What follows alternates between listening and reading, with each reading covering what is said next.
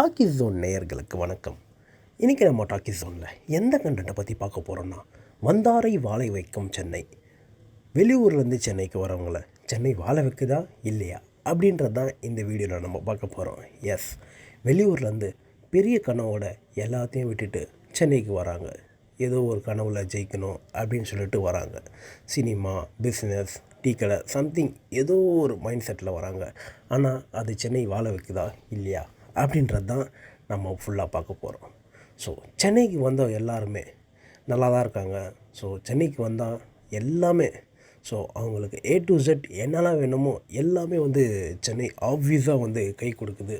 So அவங்களுக்கு ஏற்ற மாதிரி ரூம் எடுத்து தங்கிக்கிறாங்க. அவங்க என்னெல்லாம் பண்ணணுமோ எல்லாமே சென்னையில் ஈஸியாக கிடைக்குது. ஸோ கான்டாக்ட்ஸ் பில்ட் ஆகும். ஸோ நிறைய விஷயங்கள்லாம் பண்ணுறாங்க. ஸோ டீ கடை வைக்கிறவங்க டீ கடை வைக்கிறாங்க. சினிமாவில் ஜெயிக்கணுன்றவங்க சினிமாவில் ஜெயிக்கிறாங்க, ஜெயிச்சிட்டும் இருக்காங்க. நிறைய பேர் ஜெயிச்சதும் உண்டு.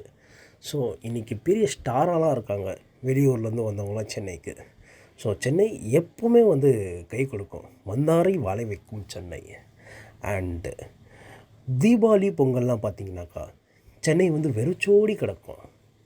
ஸோ சென்னையோட ஒரிஜினல் பவரே அவ்வளோதான்.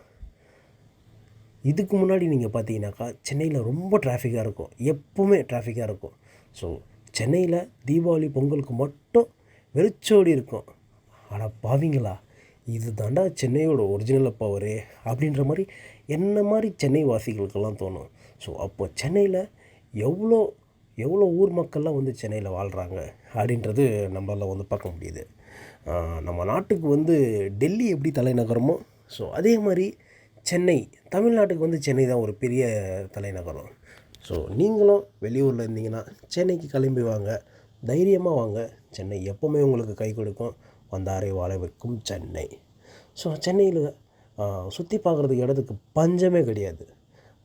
படம் பார்க்க போகிறீங்கன்னா சத்யம் தேட்டர்ஸ்க்கு பஞ்சமே கிடையாது. சத்யம், உதயம், காசி, கமலா நிறைய இருக்குது. மெரினா பீச், ஸோ முக்கிய ஏரியா மெரினா பீச். மெரினா பீச்சில் போனீங்கன்னா நீங்கள் சாப்பிட்றதுக்கு எல்லாத்துக்கும் ஒரு இடம் நிறையவே இருக்குது. உங்களுக்கு ஸ்விம்மிங் பூல், அக்கா கடை, பிரியாணி எல்லாமே. ஸோ சென்னையில் சுற்றி பார்க்குறத தாண்டி சாப்பிட்றதுக்கும் நிறைய இடமே சென்னையில் அதிகமாக இருக்குது. ஸோ நீங்களும் நம்பி சென்னைக்கு வந்தீங்கன்னா சென்னை உங்களை எப்போவுமே வாழ வைக்க முடியும். ஸோ யார் சென்னையில் தோற்றுட்டு போகிறாங்கன்னா, ஸோ அவங்க ஒரு கரெக்டான ஒரு வேலை செய்யாமல், அவங்க வந்த வேலையை செய்யாமல் இருந்தால் மட்டும்தான் சென்னை கை கொடுக்காது. ஏன்னா எப்போவுமே நம்ம உண்மையாக இருந்தால் மட்டும்தான் அது கை கொடுக்கும். ஸோ அது எதுவாக இருந்தாலும் அதே மாதிரி தான். சென்னைக்கு வந்தால் மட்டும் இல்லை, அமெரிக்காவுக்கு கூட போனால் கூட நம்ம மைண்ட் செட்டும் கரெக்டாக இல்லைன்னா அது நமக்கு கை கொடுக்காது. ஸோ இதே மாதிரி அடுத்த இன்ட்ரெஸ்டிங்கான ஷோவில் நான் உங்களை சந்திக்கிறேன். தேங்க்யூ.